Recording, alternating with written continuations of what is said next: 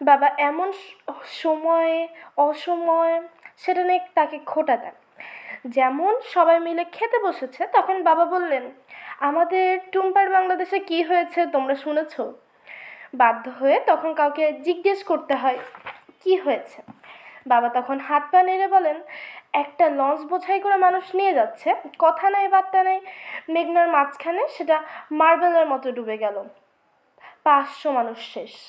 আম্মু বললেন, আহারে। আব্বু বিরক্তি হয়ে বললেন, রাখো তোমার আহারে। ওই দেশে কোনো নিয়মকানুন আছে নাকি? কোনো সেফটি রুল আছে নাকি? মানুষ মরবে না তো কী করবে? তোমার কোনো মাথা ব্যথা আছে? আম্মু বললেন, তবুও তো এতগুলো মানুষ। নতুন বাবার চোখ তখন উত্তেজনায় চকচক করতে থাকে। ষড়যন্ত্রীর মতো বলেন, এতগুলো মানুষ যে মরেছে সেটা ওই দেশের কোনো নিউজে দেখেছো? পত্রিকায় দেখেছো? দেখো নাই। এটা অবশ্য সত্যি কথা, এদেশের কোথাও কোনো খবর ছাপা হয় না। বাবা সেটা নিয়েও টিটকারি মারেন, বলেন, কেন নাই জানো? কারণ বাইরের দুনিয়া বাংলাদেশের মানুষকে মানুষ বলেই গণ্য করে না। কেন করবে? তারা কি মানুষ হবার যোগ্য হয়েছে? টুম্পার ইচ্ছে হয় যে সে বলে, বাবা এই সমস্যাটা বাংলাদেশের নয়, সমস্যাটা ওই দেশের মানুষের। এত বড় দুর্দশায় খবর তারা জানতে চাইবে না কেন? কিন্তু টুম্পা কিচ্ছু বলে না। আর কয়েকদিন পর নতুন বাবা মুখে একগাল হাসি নিয়ে বলে, টুম্পার বাংলাদেশে কি হয়েছে শুনেছ? কেউ একজন জিজ্ঞেস করে, কি হয়েছে? 4 দিন ধরে টানা হরতাল, সারা দেশের মানুষ ঘরে বসে হিন্দি সিনেমা দেখছে, আর রাস্তায় মারপিট। আম্মু জানতে চান, কেন, কি হয়েছে? বাবা হাত নেড়ে উড়িয়ে দিয়ে বলেন, সেই খবর কে জানে না? বাংলাদেশের কোথাও মাথা মুন্ডু আছে নাকি? তারপর টুম্পার দিকে তাকিয়ে বলে, তুই যে সারাক্ষণ বাংলাদেশ বাংলাদেশ করিস, তোকে আসলেই একবার বাংলাদেশে পাঠানো উচিত। 1 সপ্তাহের মাঝে সিধে হয়ে যাবি। টুম্পার তখন বলে, আমার মনে হয় ভালোই লাগবো। বাংলাদেশের সংসদ ভবন হচ্ছে সারা পৃথিবীর মাঝে বিখ্যাত। লুই ক্যান ডিজাইন করেছে, দূর দূর দেশ থেকে মানুষ সেটা দেখতে আসে। আব্বু চোখ পাকিয়ে বলেন, কংক্রিটের একটা দালানের মাঝে দেখার কি আছে? দেখার মতো জিনিস হচ্ছে তাজমহল, পুরোটা শ্বেত পাথরের তৈরি। কোথায় শ্বেত পাথর আর কোথায় কংক্রিট? টুম্পা তার নতুন বাবার সাথে তর্ক করে না।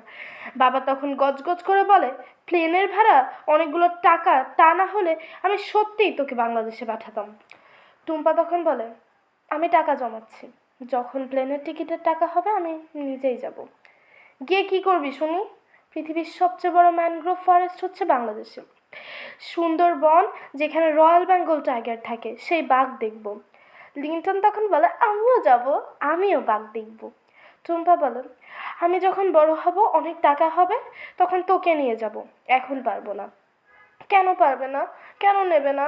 বলে লিঙ্কন এমন করে টুম্পার সাথে ঝগড়া শুরু করে দেয়। বাবা ভুরু কুচকে টুম্পার দিকে তাকিয়ে থাকেন, বিড়বিড় করে বলেন, পাগলামের রোগ বংশগত, জেনেটিক। আমি আগেই বলছি না? আমেরিকার ইতিহাস ক্লাস শেষে পিএ সিস্টেমে অফিস থেকে টুম্পাকে ডেকে পাঠালো তার একটা চিঠি নেবার জন্য। স্কুলের চিঠিপত্র সাধারণত লাইব্রেরির বই ফেরত দেওয়া কিংবা গার্জিয়ানদের মিটিং এইসব নিয়ে হয়, গুরুত্বপূর্ণ কিছু নেই।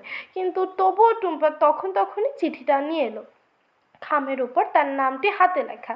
খামটি খুলে দেখে একটা খবরের কাগজের ক্লিপিংয়ের সাথে এক টুকরো সাদা কাগজের একটা চিঠি। চিঠিটা লিখেছেন মিসেস হেনরিক করসন। চিঠিতে লেখা, প্রিয় টুম্পা, সামনের উইকেন্ডে অ্যাটলান্টিক সিটিতে একটা ছবি আঁকার প্রতিযোগিতা হবে। তোমার সাথে কথা না বলে আমি তোমাকে সেখানে রেজিস্ট্রেশন করে দিয়েছি। তোমার রেজিস্ট্রেশন নম্বর হচ্ছে B5253। তুমি অবশ্যই সেই প্রতিযোগিতায় অংশ নিতে যাবে। তুমি হয়তো জানো না, কিন্তু তুমি আসলে একজন অসাধারণ শিল্পী, ক্রিস্টিনা হ্যানরিকসন। টুম্পা একটু অবাক হয়ে চিঠিটা আরেকবার পড়লো, তারপরে খবরের কাগজের ক্লিপিংটা দেখলো। প্রতিযোগিতা 3 ক্যাটাগরিতে হবে। যাদের বয়স 5 থেকে 10 তারা ক্যাটাগরি এ, যাদের বয়স 10 থেকে 15 তারা ক্যাটাগরি বি, এবং যাদের বয়স 15 থেকে 20 তারা ক্যাটাগরি সি। টুম্পার বয়স 14, তাই সে category B. Registration fee $20। Mrs Hendrickson সেটা দিয়ে দিয়েছেন। চিঠিটা হাতে নিয়ে ক্লাসে ফিরতে আসতেই জেসিকা জিজ্ঞেস করলো, কিসের চিঠি প্রিন্সিপালের? দাঁত বের করে হেসে বলল, মাতাল অবস্থায় স্কুলে আসার অপরাধে স্কুল থেকে বহিষ্কার। টুম্পা হাসলো, বলল, অনেকটা সেরকম। তবু শুনি। টুম্পা বলতে চাচ্ছিল না, কারণ সে জানে তাকে বাসা থেকে কিছুতেই আটলান্টিক সিটিতে নিয়ে যাবে না। সে যে ছবি আঁকে বাসায়, সেটা কেউ ভালো চোখে দেখে না। কিন্তু জেসিকা খুব কৌতূহলী মেয়ে, সবারই সব কিছু তার জানা যায়। তাই টুম্পা চিঠিটা দেখালো। চিঠিটা পড়ে সে ক্লাসে হইচই শুরু করে দিল, এবং তখনই ডজনখানেক ছেলে মেয়ে টুম্পার সাথে আটলান্টিক সিটিতে যাবার জন্য প্রস্তুত হয়ে গেল। টুম্পা যখন ছবি আঁকবে তখন তার পাশে দাঁড়িয়ে চিৎকার করে নেবে, কুদে তাকে উৎসাহ দেবে। টুম্পা এক ধরনের অস্বস্তি নিয়ে বসে থাকে, আসলে সে যেতে পারবে না, এবং সেই কথাটি কিভাবে ক্লাসের মানুষকে সব বোঝাবে। সেদিন রাত্রিবেলা টুম্পা তবুও একবার চেষ্টা করলো। খাবার টেবিলে বাবা বাংলাদেশের ফটোয়াবাজ এক ধরনের গল্প শেষ করে হা হা করে হাসছেন। তখন টুম্পা বলল, আটলান্টিক সিটিতে একটা আর্ট কম্পিটিশন হচ্ছে, আমি কি যেতে পারি? বাবা হাসি থামিয়ে বললেন, কোথায়? আটলান্টিক সিটিতে। বাবা পরিষ্কার শুনছেন, তবুও শোনার ভান করে বললেন, কোথায়? আটলান্টিক সিটিতে। বাবা মুখ শক্ত করে বললেন, আটলান্টিক সিটি হচ্ছে জো খেলার জায়গা, তুই আটলান্টিক সিটি যেতে চাস মানে? সেখানে একটা আর্ট কম্পিটিশন হচ্ছে। আব্বু বাধা দিয়ে বললেন, এই দেশে ঢেকুর তোলার কম্পিটিশন হয়, হাঁচি মারার কম্পিটিশন হয়, তার মানে তুই সবগুলোতে যেতে থাকবি? টুম্পা আর কোনো কথা বলল না, সে চুপ হয়ে গেল। বাবা তখন আর একটু রেগে বললেন, আর্ট ফার্ট এগুলো মাথা থেকে দূর কর, দুনিয়াটা কঠিন জায়গা, আর্ট ফার্ট দিয়ে এখানে কিছু হয় না, মনোযোগ দিয়ে পড়াশোনা কর, যেন কোনো একটা চাকরি বাকরি পাস, বুঝলি? টুম্পা মাথা নেড়ে জানালো সে বুঝেছে। বাবা এখন গজগজ করতে বললেন, আমি বুঝতে পারি না তোদের এত সময় কেমন করে হয় যে অজাগা কুজাগা খোঁজ খবর নেওয়ার সময় হয়। টুম্পা তখন না বলে পারলো না, আমি এর খোঁজ নিই নাই। তাহলে এর খোঁজ পেলি কেমন করে? টুম্পা তখন কোনো কথা না বলে ঘর থেকে মিসেস হ্যানরিকসন চিঠিটা এনে নতুন বাবাকে দিল। চিঠিটা পড়ে বাবা বেশ গম্ভীর হয়ে গেলেন। জিজ্ঞেস করলেন, ক্রিস্টিনা হ্যানরিকসনকে? আমাদের স্কুলের একজন সাবস্টিটিউট টিচার। আম্মু তখন বাবার হাত থেকে চিঠিটা পড়ে বললেন, কোথাও তো যায় না, নিয়ে যায় না কম্পিটিশনে, আমি ড্রাইভ করে নিয়ে যাব। বাবা চোখ লাল করে বললেন, এই বাসায় আমি আর্ট ফার্ট ঢুকতে দেব না, বুঝেছ? আম্মু চুপ হয়ে গেলেন। বিষয়টা এখানেই শেষ হবার কথা, কিন্তু শেষ হলো না। পরদিন স্কুল থেকে বাসায় এসে তারা তালা খুলে ভিতরে ঢুকেছে। বাসায় কেউ নেই। আম্মু মনে হয় লিচনকে নিয়ে গ্রোসারি সেন্টারে গেছেন।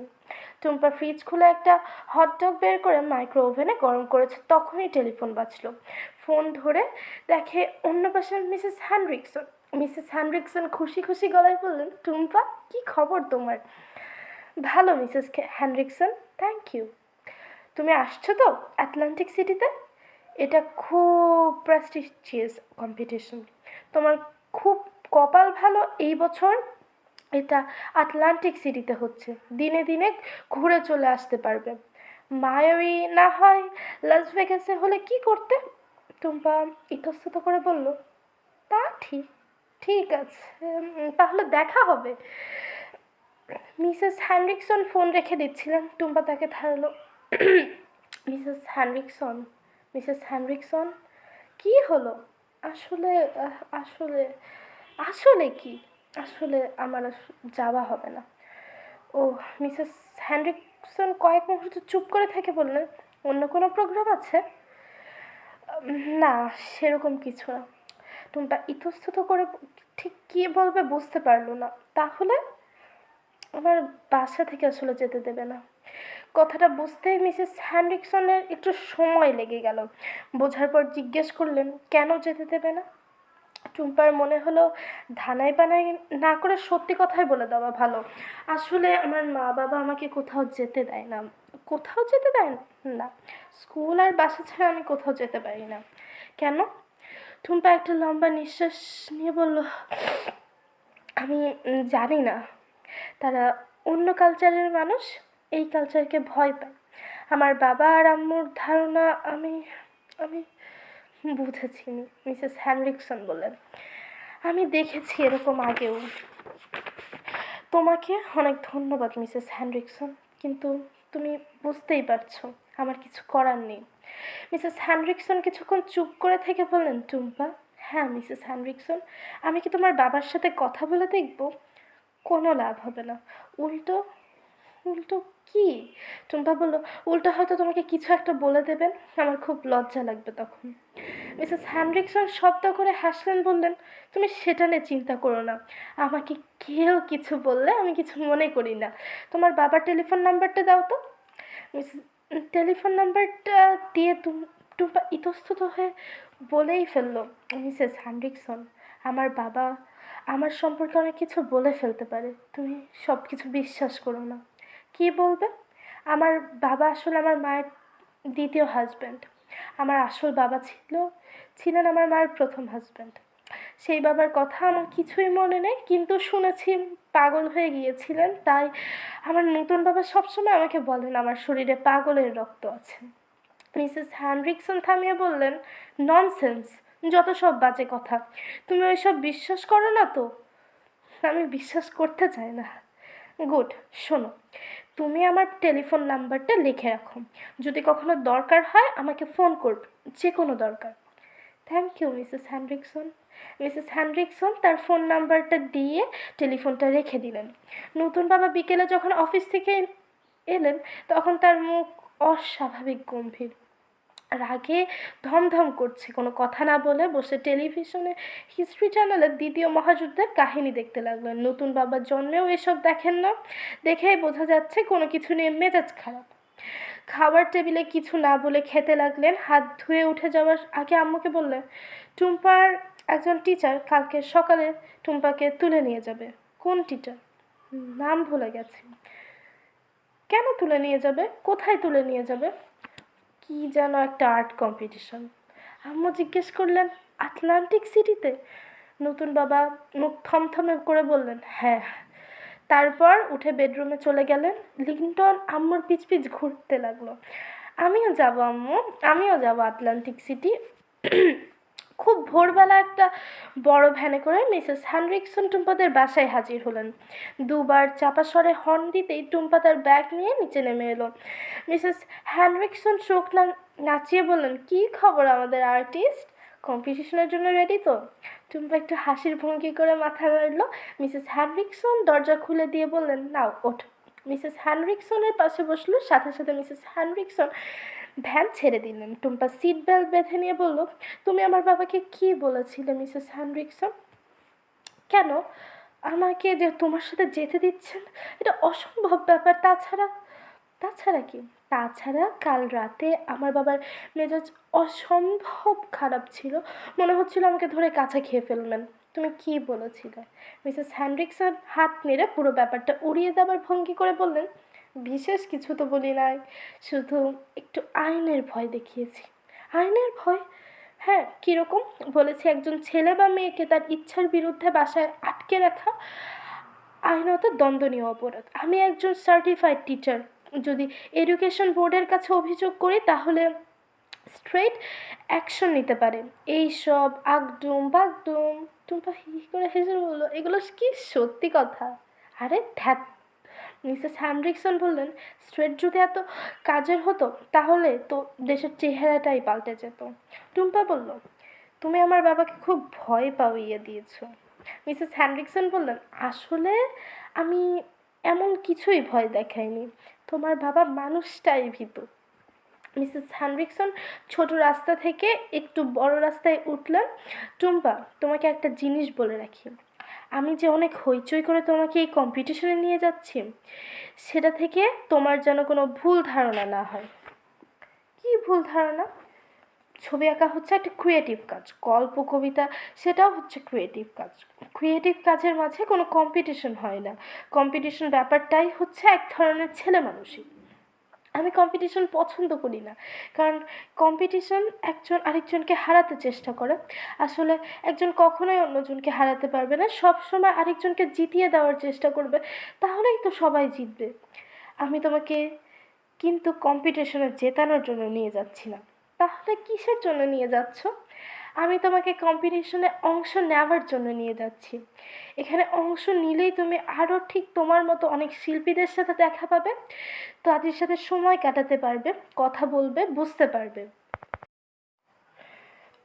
বুঝেছি। যদি কম্পিটিশনে জেতার চেষ্টা করো আর যদি না জেতো তাহলে মন খারাপ হবে, আর যদি শুধু অংশ নাও, জেতার চেষ্টা না করো, তাহলে আনন্দ পাবে। বুঝেছো? টুম্পা আবার মাথা নাড়ল। বুঝেছি। বড় রাস্তাটা ফ্রিওয়েতে উঠে যাচ্ছিল। মিসেস হ্যানরিকসন ফ্রিওয়েতে না উঠে তার পাশে বিশাল পার্কিং লটে ঢুকে গেলেন। টুম্পা অবাক হয়ে বললেন, এখানে ঢুকছো কেন? অন্যরা যারা যাবে তারা সবাই এখানে আসবে। আর কারা আসবে? তোমাদের ক্লাসের ছেলেমেয়েরা। আমি বুঝতে পেরেছি তোমাকে তোমার বাবা মা বাসা থেকে বের করতে দেয় না। তখন আমার মনে হয়েছে টিপিক্যাল আমেরিকান টিনেজাররা কীভাবে ফুর্তি করে সেটা তোমার দেখা দরকার। মিসেস হ্যানরিকসন চোখ মুটকে বললেন, তুমি কি ভেবেছো শুধু আমি আর আর তুমি যাবো বলে এত বড় ভ্যান নিয়ে রওনা হয়েছি? কথা বলতে বলতে মিসেস হ্যানরিকসন তার ভ্যানটা একটা ছোট ঘরের সামনে দাঁড় করালেন এবং টুম্পা অবাক হয়ে দেখলো তার ক্লাসের অনেক ছেলেমেয়ে হইচই করতে করতে এগিয়ে এলো। মিসেস হ্যানরিকসন টুম্পার দিকে তাকিয়ে মুচকি হেসে বললেন, এতগুলো টিনেজার আমি একা নিয়ে যেতে সাহস করি নাই, তাই আমার সাথে জেসিকার মাও যাচ্ছেন। জেসিকার মা মিসেস রবার্টসন আমার পাশে বসবেন। তুমি যাও, পিছনে তোমার বন্ধুদের সাথে বসো। টুম্পার দরজা খুলে বের হয়ে এলো আর সব ছেলে মেয়ে তাকে ঘিরে চেঁচামেচি করতে লাগলো। জেসিকার মা মিসেস রবার্টসন বললেন, আমি যাচ্ছি একটা কম্পিটিশনে। তোমাদের দেখে মনে হচ্ছে তোমরা যাচ্ছ ফুটবল খেলতে। মাইকেল দাঁত বের করে হেসে বলল, আমরা তো আসলে কখনো কোনো আর্ট কম্পিটিশনে যাই নাই, তাই ফুটবল খেলার মতো করে আর্ট কম্পিটিশন করে ফেলবো। জেসিকা বলল, টুম্পা যখন ছবি আঁকবে আমরা তখন চারপাশে গিয়ে লাফাবো আর চিৎকার করব। সাব্বাস টুম্পা, সাব্বাস। জেসিকার কথা শুনেই সবাই হি হি করে হাসতে থাকে। আটলান্টিক সিটিতে পৌঁছতে 3 ঘন্টার মতো সময় লেগে গেল। মাঝখানে কিছু একটা খাওয়া দাওয়ার জন্য খানিকক্ষণের জন্য থামানো হয়েছিল, কিন্তু সেগুলো টিনেজারদের থামানোর পর আবার সবাইকে একত্র করে ভ্যানে তুলতে অনেকক্ষণ সময় লেগে গেল। তা না হলে আরও কিছুক্ষণ আগেই পৌঁছানো যেত। আটলান্টিক সিটিতে যাবার সময় টুম্পা অবাক হয়ে আবিষ্কার করলো এই বয়সের ছেলেমেয়েরা যখন একসাথে থাকে তখন কোনো কারণ ছাড়াই তাদের লাগাম ছাড়া আনন্দ হতে থাকে। তারা যেটাই করে সেটাই মনে হয় খুব মজার, সেজন্যই হাসাহাসি করে গড়াগড়ি খেতে থাকে। প্রথম প্রথম টুম্পার একটু জড়তা হচ্ছিল, কিন্তু কিছুক্ষণের মাঝেই সে তাদের মতোই একজন হয়ে গেল। আটলান্টিক সিটিতে পৌঁছে কনভেনশন সেন্টারটা খুঁজে বের করতে ভ্যান পার্ক করে সবাই ছুটতে ছুটতে যখন কনভেনশন সেন্টারের গেটে পৌঁছে গেছে তখন কম্পিটিশন প্রায় শুরু হয়ে গেছে। গেটে সবাই আবিষ্কার করলো টুম্পা ছাড়া ভেতরে আর কেউ ঢুকতে পারবে না। ছবি আঁকার জন্য সময় দেওয়া হবে 3 ঘন্টা, তারপর সবাই ভেতরে ঢুকতে পারে। ছবিগুলো যখন টাঙিয়ে দেওয়া হবে বিচারকরা ঘন্টা 2-এর মতো সময় নেবেন, তারপর ফলাফল প্রকাশ করবেন। ভেতরে টুম্পা ছাড়া আর কেউ ঢুকতে পারবে না শুনে সবাই একটু চেঁচামেচি করলো। মিসেস হ্যানরিকসন তখন তাদের শান্ত করলেন, কাজেই আটলান্টিক মহাসমুদ্র তার বেলাভূমিতে গিয়ে সবাই সময় কাটাতে পারবে। বয়স কম বলে কেউ ক্যাসিনোতে ঢুকতে পারবে না, কিন্তু ক্যাসিনোর পাশেই আছে বিশাল বোর্ডওয়ার্ক, যেখানে সবার জন্য হাজারো রকমের ফুর্তির ব্যবস্থা আছে। তখন সবাই টুম্পাকে নিয়ে বিদায় জানিয়ে ছবি আঁকার জন্য ভেতরে পাঠিয়ে দিল। টুম্পা তার রেজিস্ট্রেশন নম্বর নিয়ে খুঁজে বের করে জায়গাটা বের করে নিল। সবাই এর মাঝে চলে এসেছে। চারদিকে নানা বয়সী ছেলেমেয়ে বোর্ডে কাগজ লাগিয়ে গম্ভীর মুখে বসে আছে। সামনে একটা পোডিয়াম, যেখানে শুকনো চেহারার একজন বয়স্কা মহিলা মাইক্রোফোনে প্রতিযোগিতার নিয়মকানুনগুলো বলে দিলেন। কম বয়সী একটা মেয়ে বড় পিতলের একটা ঘণ্টা নিয়ে দাঁড়িয়েছিল। সেটাতে কাঠের একটা হাতুড়ি দিয়ে ঢং করে একটা ঘণ্টা বাজিয়ে দিতেই কনভেনশন সেন্টারের ছেলেমেয়েরা হাতে পেন্সিল তুলে নিয়ে স্কেচ করতে শুরু করলো। টুম্পা তার ডানে এবং বামে তাকালো। প্রায় তার বয়সী ছেলেমেয়েরা হাঁটু ছাড়িয়ে বসে কোলে বোর্ডটা নিয়ে কাজ শুরু করে দিয়েছে। সামনে ছবি আঁকার সরঞ্জাম সাজানো। টুম্পা কিছুক্ষণ চুপ করে বসে রইল। মিসেস হ্যানরিকসন বলে দিয়েছে তাকে এই প্রতিযোগিতায় জিততে হবে না, তাকে শুধু অংশ নিতে হবে, জেতার জন্য চেষ্টা করবে না। শুধু সুন্দর করে মমতা দিয়ে একটা ছবি আঁকবে। কী আঁকবে সে? যশোর রোদ। হ্যাঁ, তার মাথায় এখন একটা মৌসুমী ভৌমিকের গাওয়া সেই গানটি গুনগুন করছে। যে সেই যশোর রোডেই সে একটা ছবি আঁকবে। একটা মা তার শিশু সন্তানকে বুকে জড়িয়ে যশোর রোডে দাঁড়িয়ে আছে, শিশুটির মুখে ভয় এবং বিস্ময়, মায়ের চোখে মুখে এই সঙ্গে দুঃখ বেদনা, হতাশা আর ক্রোধ। পিছনে আরও অসংখ্য মানুষ বহু দূরে যাচ্ছে আগুনের শিকলকে নকলকে শিখা। টুম্পা বুক থেকে একটা নিঃশ্বাস বের করে বোর্ডের উপরে ঝুঁকে পড়ে। ঠিক কিভাবে 3 ঘন্টা পার হয়ে গেছে টুম্পা বুঝতে পারে না। তখন একজন